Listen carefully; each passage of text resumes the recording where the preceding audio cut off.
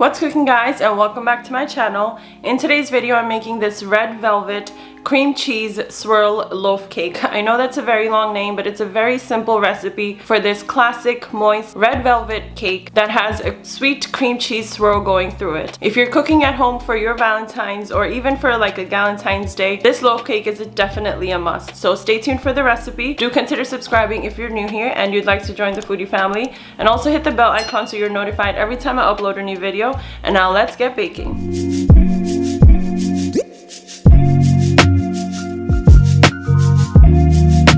As always, let's start by preheating the oven to 350 degrees Fahrenheit. And now I have a loaf pan here, the standard loaf pan size, and I'm using a little olive oil spray to spray the oil and grease the pan. You can use any type of oil that you want. And then with a little paper towel, I'm just dabbing the oil all around so that I can evenly spread it out and also get rid of any excess oil. And then you can set this aside for now. And now let's mix our dry ingredients, and in a medium bowl I have 2 cups of all-purpose flour here. You can also substitute with any other flour of your choice. And then I'm going to be adding baking soda to it, and I'm adding half a teaspoon of it. And then I have baking powder, and I'm going to be using 2 leveled teaspoons. And then I have some salt, and I'm adding half a teaspoon, but you can also eyeball in about 2 pinches of it. And then I have 100% unsweetened Dutch cocoa powder, and I'm adding 2 tablespoons of it. And then with a fork or a whisk, you want to gently mix all of your dry ingredients so that everything is combined really well and incorporated with each other. And then once this is mixed, you can set this aside for now. And then the next step for this batter is that I'm going to take a little measuring cup, or you can even use a little bowl, and I'm going to take buttermilk, and I'm going to be adding half a cup of that to the measuring cup. And then I have some red food coloring, and I'm using 1 tablespoon of it to mix into the buttermilk. And now the food coloring and also the cultures that are in the buttermilk are going to mix together and create this beautiful red color that is perfect for Valentine's Day or whenever you feel like having a red velvet loaf cake. But this color is just so vibrant and so beautiful that it's going to give a beautiful red color to this loaf cake. Now let's mix the rest of our wet ingredients, and in a large bowl here I have unsalted butter that is at room temperature. I'm using half a cup, and to this I'm going to be adding 4 ounces or half a pack of softened cream cheese. And I also have 1 cup of granulated sugar. I'm using the less processed kind, that's why it has a nice pale golden color, but you can use any regular sugar. And I had started mixing all 3 of those ingredients with my hand mixer, but I realized I was not filming at the moment. So here I realized I wasn't filming, and I was halfway through beating all of my ingredients so far. And I am going to be beating this for at least like a minute or so that all of the ingredients are combined really well, but also add a nice fluffy texture to it, as you can see here. And then I have 2 eggs here that I'm going to add 1 at a time, and after each addition I'm going to beat the egg into the rest of the wet ingredients. And then I'm going to go ahead and add this second egg as well. But before I start mixing that in, I'm going to add 1 teaspoon of vanilla extract in there, just to give it a nice sweet vanilla flavor. And then you want to combine your eggs, your vanilla extract, your butter, your sugar, and your cream cheese all together so they are very well incorporated. And once my wet ingredients are well incorporated, I'm going to add 1/3 of the dry ingredients that I mixed earlier into my wet ingredients, and then using my hand mixer, I'm going to beat this up till it's all combined. And then I'm going to add the red food coloring and the buttermilk mixture that I made earlier as well. And I'm only going to add half of it for now, which is going to be about 1/4 cup. And then I'm going to mix it again till it is all combined and gives it a nice, beautiful, rich red color. And then I'm going in again with another 1/3 of my dry ingredients. And again, I'm mixing everything.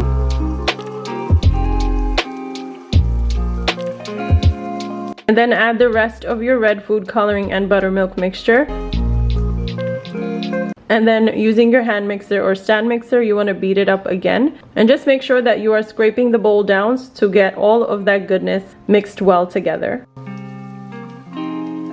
And then the remainder of my dry ingredients is going in there again. And for the last time, I'm going to beat everything up together. I felt like I was beating this up for so long that my hands were getting tired.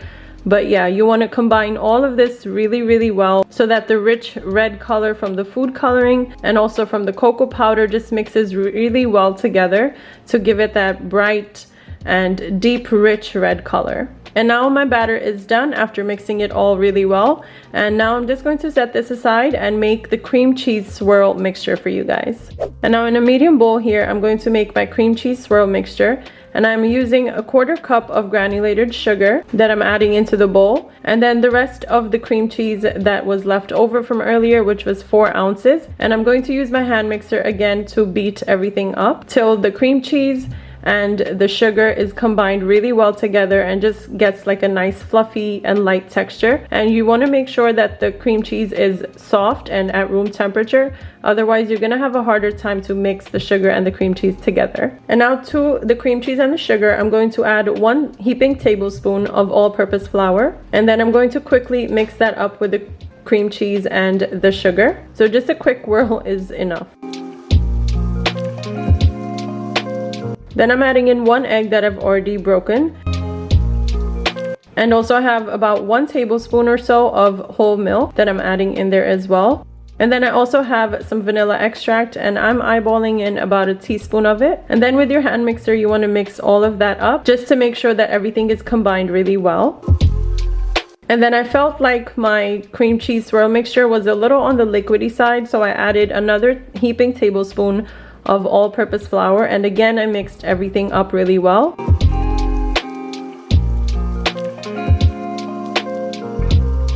And now let's assemble the red velvet batter and the cream cheese swirl mixture together.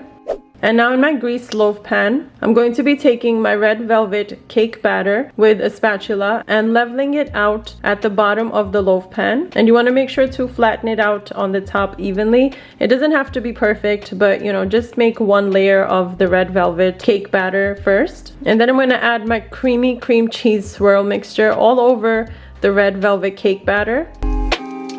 And then again, I'm going to top the cream cheese swirl mixture with the rest of the red velvet cake batter that I had left over. And don't worry if it does not look perfect. It can look a little rustic. There's something beautiful about rustic desserts in my opinion. And then you want to level out as much possible the red velvet cake batter with the cream cheese swirl mixture. And obviously the cream cheese swirl mixture is a little more on the liquidy side, whereas my cake batter is obviously a thicker cake batter. So they're not going to mix super well together. So and with the back of a spoon or like a butter knife, you want to mix the red velvet cake batter and the cream cheese swirl together, creating these little swirls. And as I said, it doesn't have to be super perfect. Once it bakes and comes together, it's going to look really nice. And now let's bake this in the oven for anywhere between 45 to 50 minutes or until the cake is fully done at 350 degrees Fahrenheit. And now let's check on the red velvet swirl cake after about 45 to 50 minutes, depending on how long you need to bake in your oven. And I'm going to be taking a toothpick or a skewer and just inserting that in the middle of the cake to see if it's done. And as you can see, my toothpick came out clean. That means it's done. And I'm just going to take this out of the oven and let this cool for about 10 minutes in the pan, and then remove it onto a rack to let it cool down completely.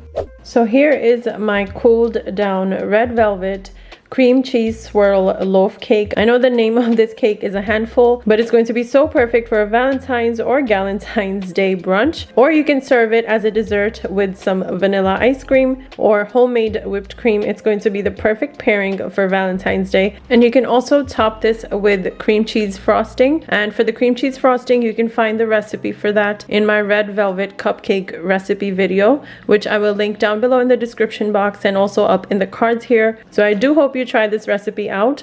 The cake is so moist, and that cream cheese swirl with the red velvet color just gives it a beautiful look.